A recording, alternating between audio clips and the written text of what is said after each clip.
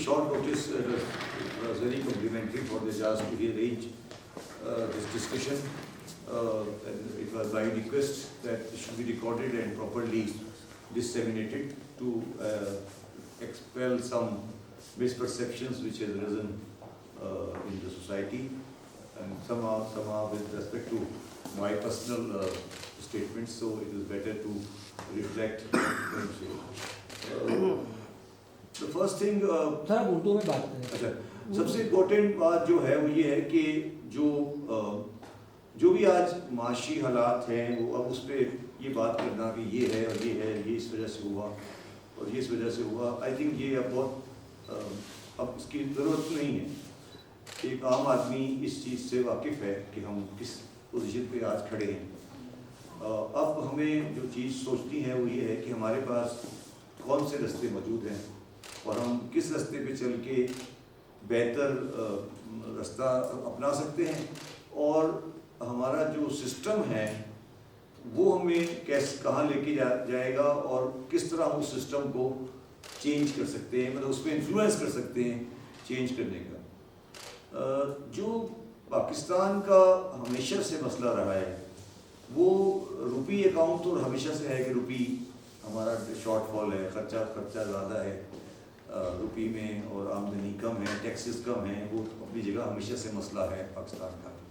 मगर जो पाकिस्तान का मसला जो हम हल नहीं कर पा रहे वो हमेशा से, वो भी एक बहुत बड़ा मसला हमेशा रहा है, वो है कि हमारा जो डॉलर का बिल है वो ज़्यादा है और हमारा जो डॉलर का रिसीट है वो कम है। सिंपल मतलब ये मैं इसको बिल्कुल आसान कर देता हूँ कि गुड्स की जो हमारी इंपोर्ट है वो तकरीबन 60 बिलियन की है, सर्विसेज की 10 की है, 70 हो गई, तो रेमिटेंस जो एक्सपोर्ट जो है वो 30-32 की होती है और रेमिटेंस 30 की होती है, तो 60 ये हो गया और सब सामने 70 है, तो आप समझें कि हर साल 10 आपका ऐड हो रहा है, उस खर्चे में ऐड हो रहा है, उस चीज़ में ऐड हो रहा है। तो ये 10 का खर्चा जो है ये हम पूरा नहीं कर पा रहे और पूरा नहीं करने की कोई इमीडिएट उम्मीद भी नहीं।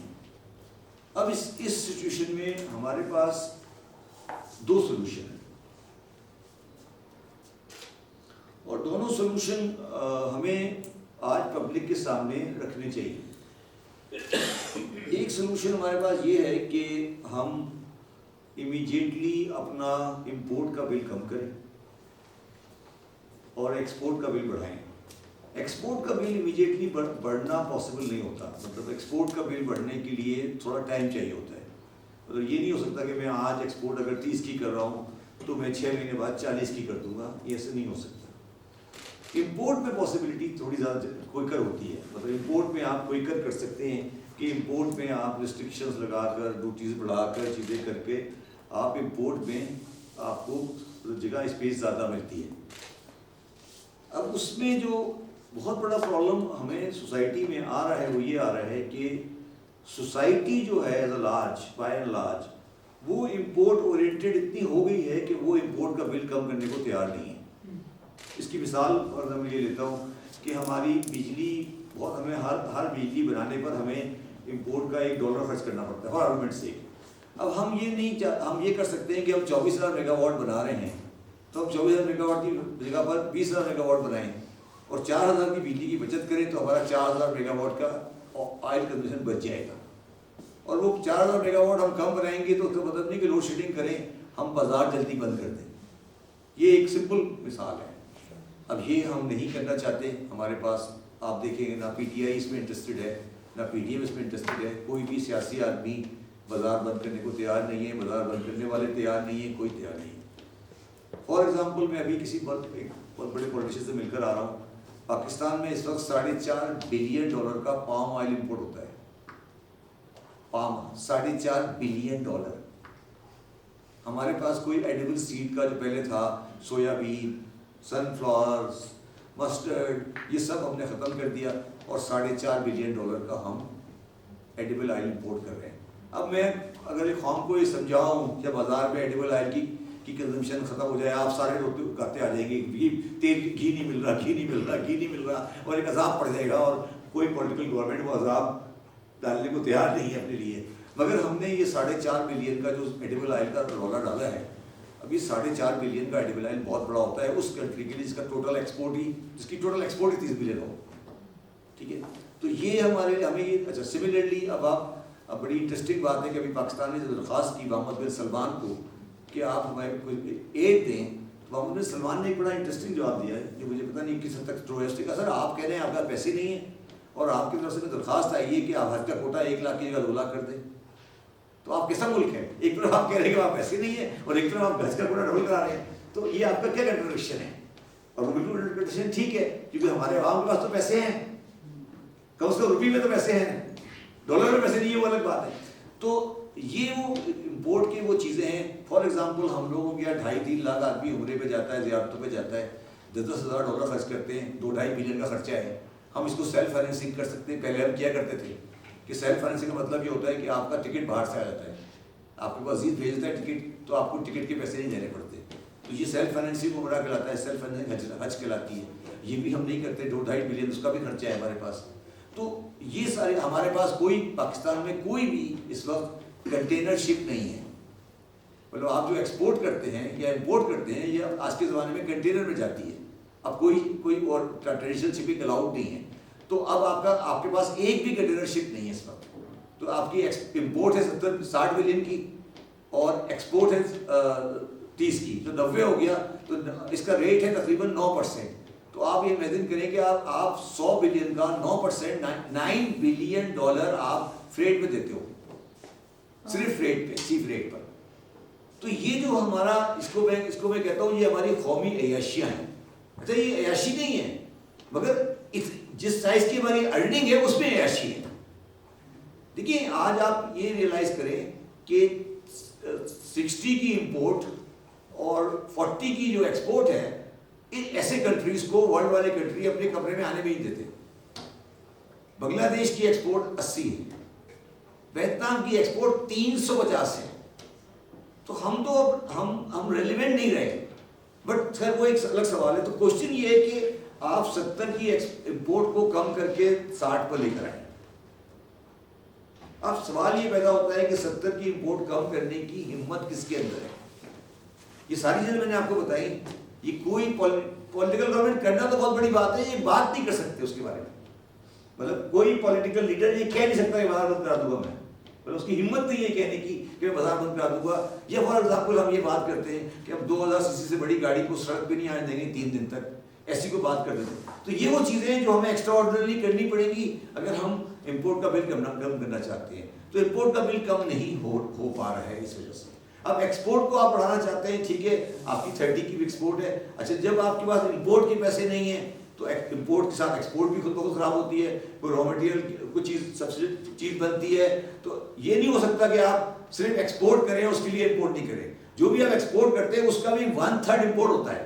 पहले वो इंपोर्ट होता है, फिर वो रॉ मटेरियल होता है, पेंट होता है, उसका ये होता है, वो सब कुछ। तो वो सब चीज़ मिला के तो ये जो पाकिस्तान का इंपोर्ट एक्सपोर्ट का जो बैलेंस है ये इमीडिएटली मिलने वाला नहीं है, ये नहीं मिलेगा, ठीक है। अच्छा और पॉलिटिकल विल भी नहीं है उसकी, या पॉलिटिकल उसकी स्ट्रेंथ भी नहीं है कि हम उसको कर सकें। अच्छा अब अगर ये सिंपल अकाउंटिंग होती, जिस तरह मैंने 16 दिसंबर 2021 को कहा था, सिंपल अकाउंटिंग होती और ये कंपनी होती, तो हम इसको लपेटते और आगे चले जाते हैं कि यार इसको ख़त्म करो और आगे चलो। ये नहीं चलने वाली कंपनी चलने वाली नहीं है, ठीक है। तो मगर 22 करोड़ का मुल्क है, न्यूक्लियर पावर है, एक जियोस्ट्रेटेजिक पोजीशन है उसकी, तो जो इस कंट्री को आप इस तरह लपेट भी नहीं सकते।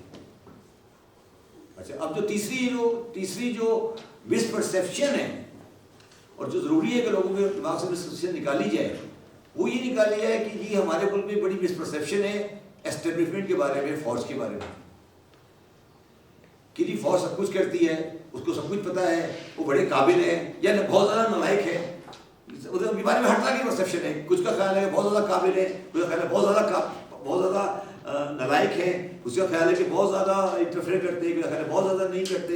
ये सब चीज़ें अपनी जगह पर हैं, मगर मेरा पर्सनल व्यू है कि वो भी कोई रॉकेट साइंस नहीं है उनके पास भी, और वो भी इस चीज़ से अच्छी तरह वाकिफ है कि आज ग्राउंड रियलिटी क्या है।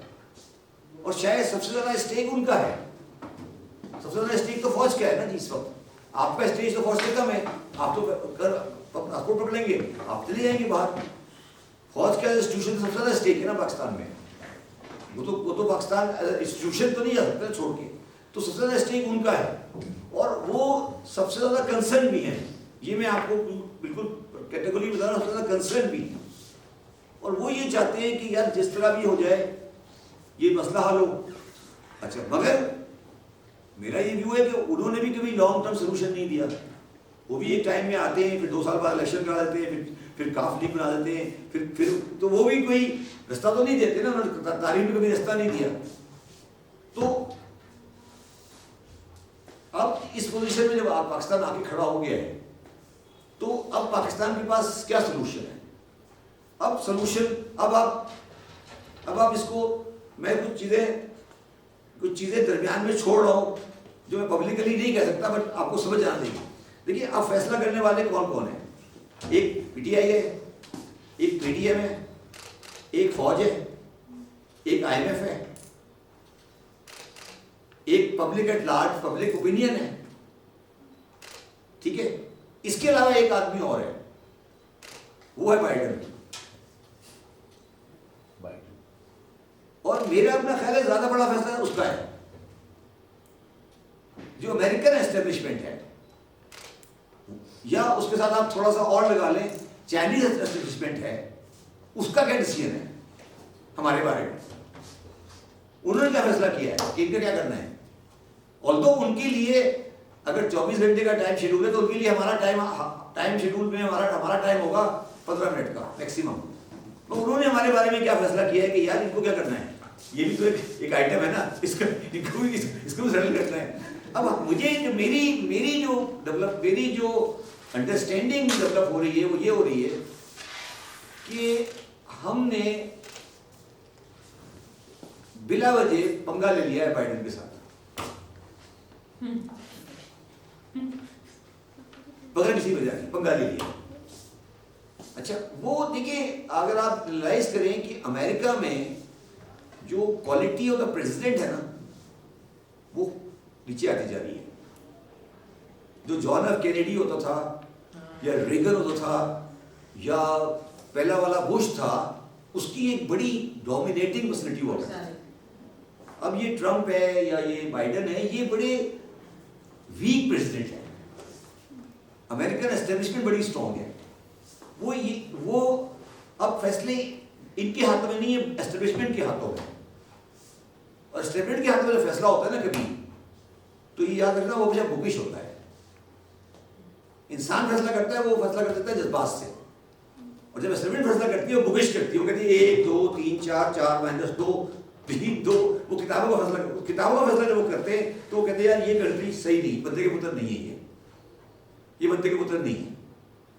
अब जो प्रॉब्लम आ रही है हमारी, वो ये आ रही है कि बाइडेन को समझाएगा। हमें बंदा चाहिए, सेलमैन चाहिए, कि यहाँ को समझाए कि सर हम एक रेलिवेंट से मुल्क हैं, हमारे साथ आप अच्छी तरह डील करें और हमें एक सपोर्ट दे दें इस टाइम पर।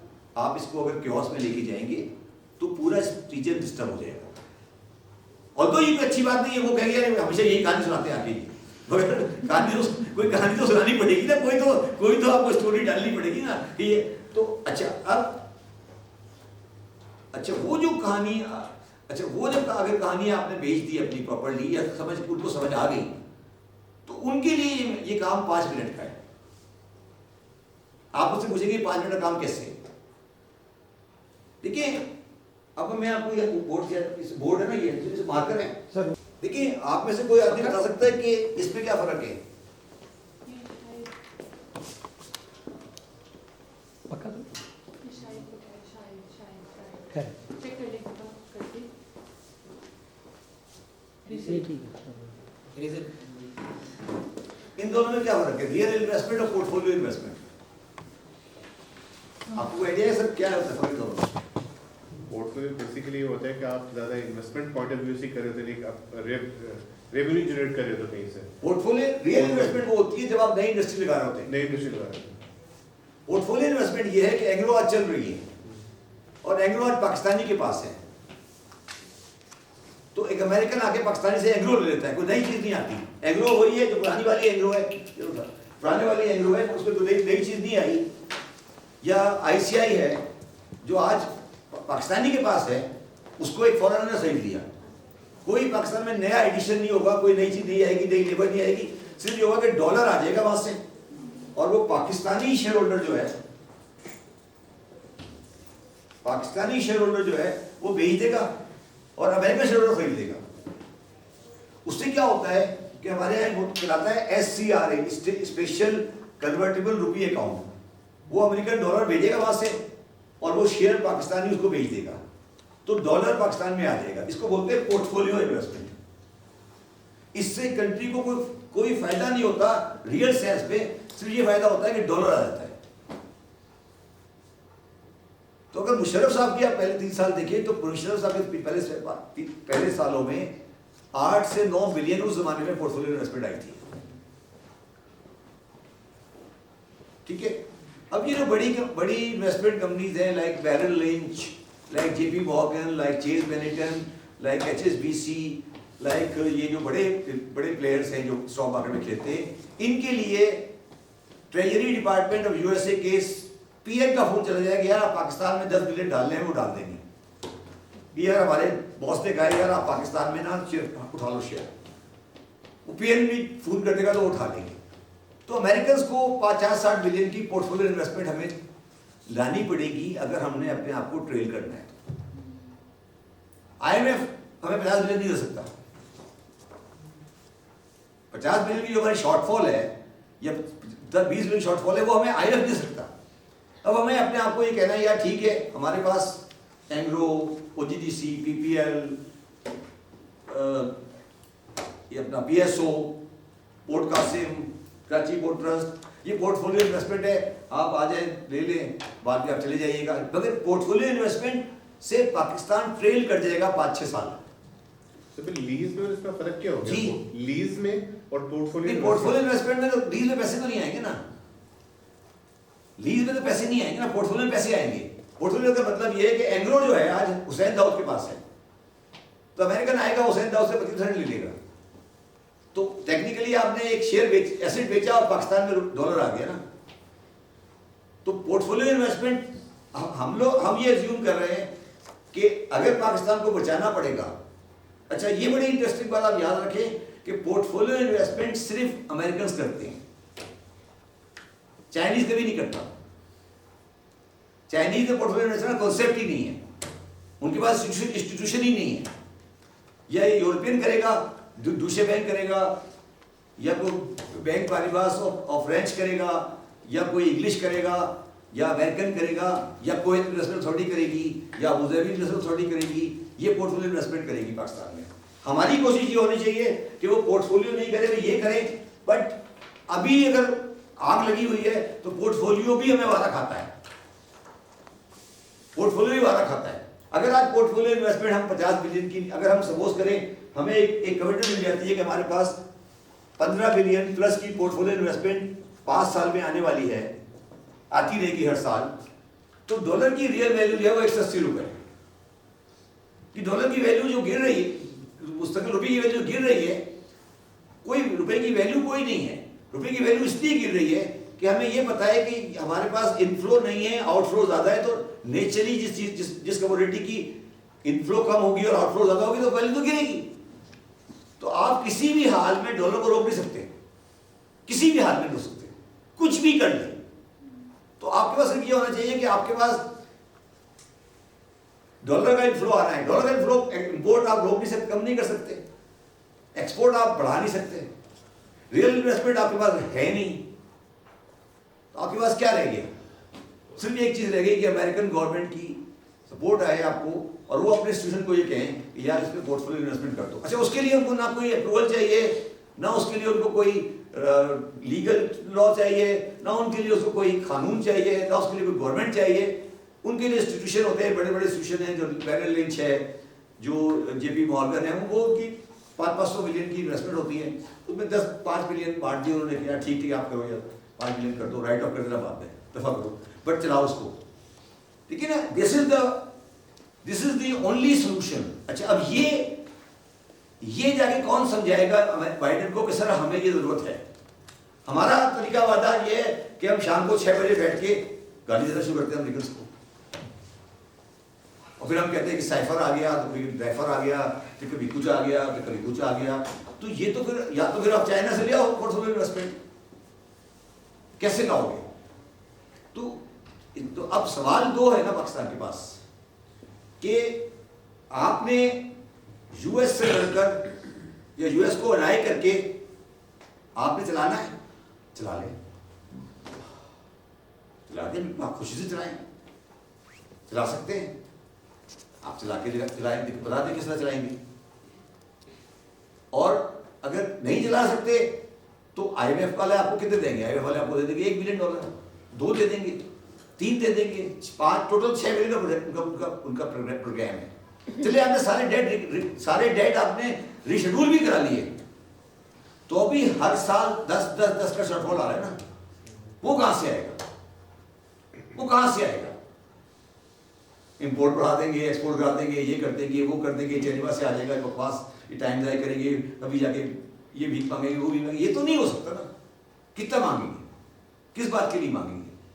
तो अभी आपको अभी आप वेंटिलेटर में चले गए हो, तो वेंटिलेटर से आपको जाना पड़ेगा ICU के अंदर बाय पोर्टफोलियो इन्वेस्टमेंट, और ICU से आपको निकलना पड़ेगा टू दी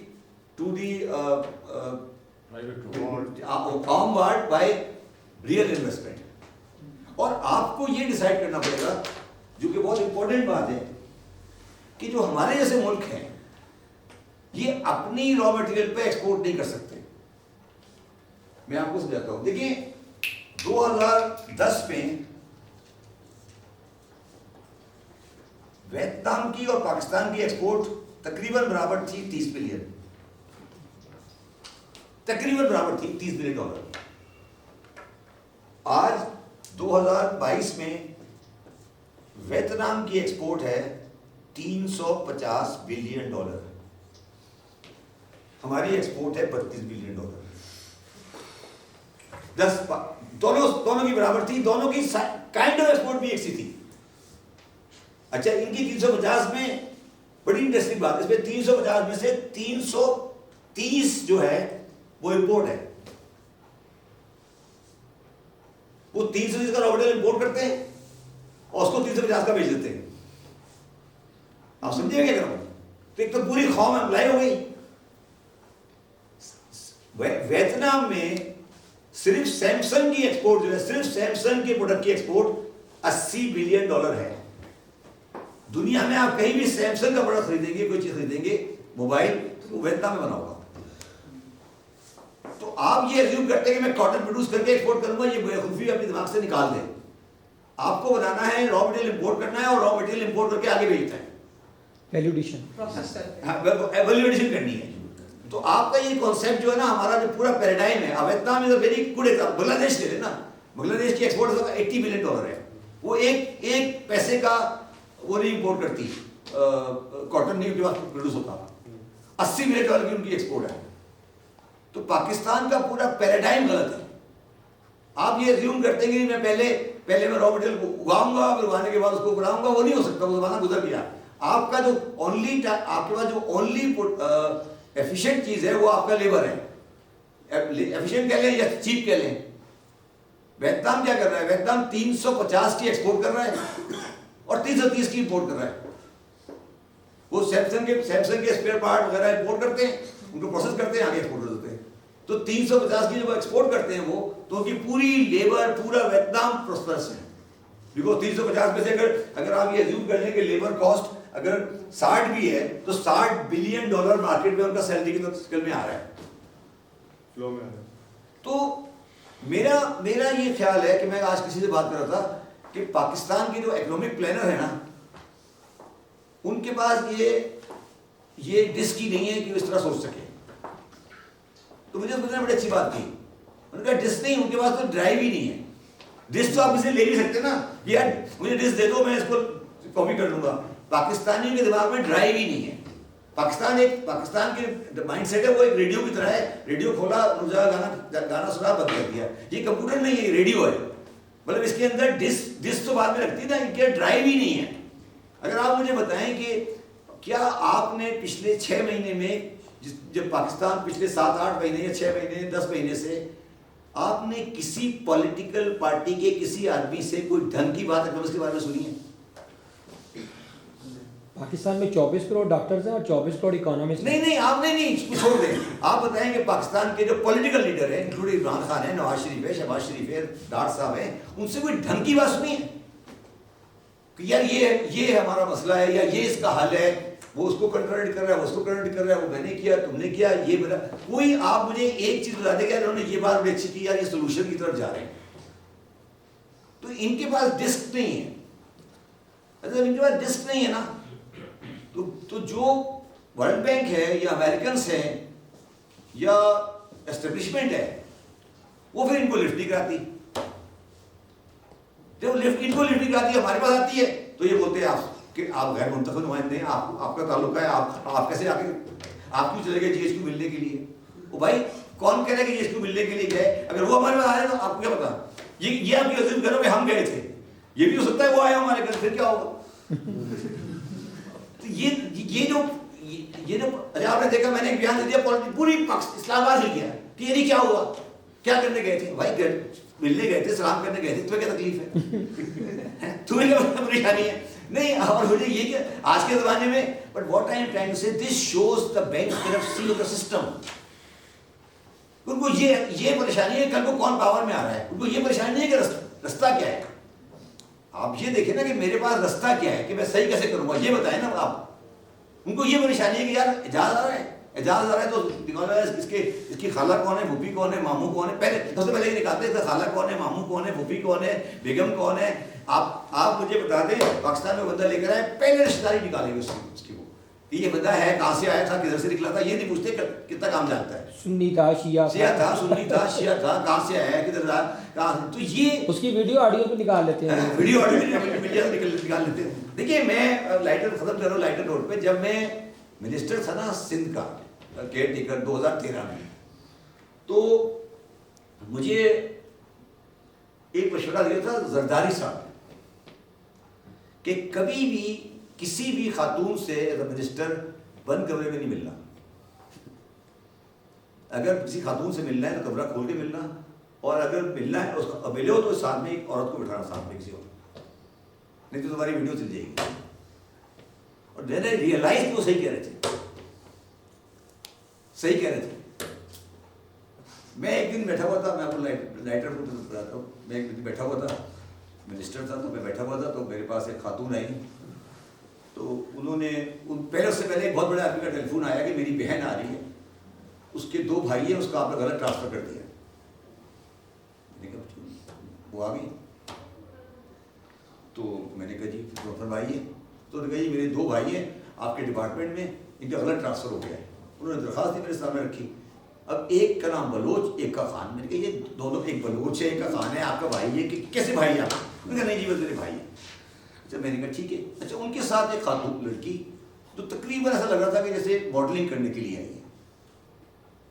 मैंने कहा ठीक है। तो उन्होंने मुझे कहा ये मेरी, तो क्या बताया, इसका नाम बेबी है। मैंने कहा ठीक, फिर ठीक है। मैंने उनका कागज़ दिया, मैं घर आ गया, अपने दफ्तर आ गया।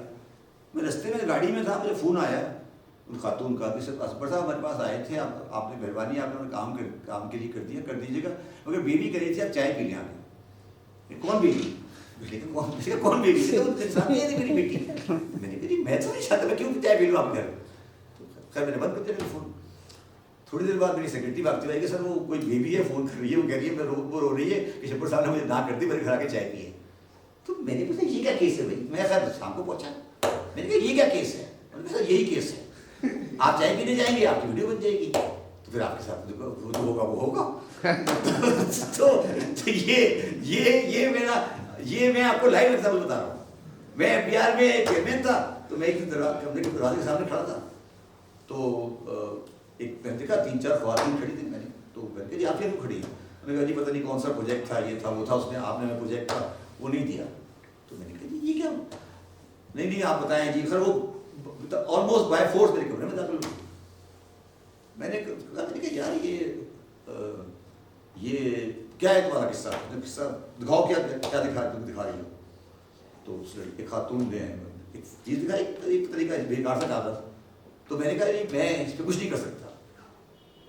तो उनके बड़े लंबे से बात थे कि ये आप क्या नहीं कर सकते। मैंने बोला इससे पहले कि मेरा कोई वीडियो चले, मैंने कहा यार घंटी बजाई, मैंने पीएम को बोला, मैंने कहा पीएम को बोला कि यार दरवाजा खोलो।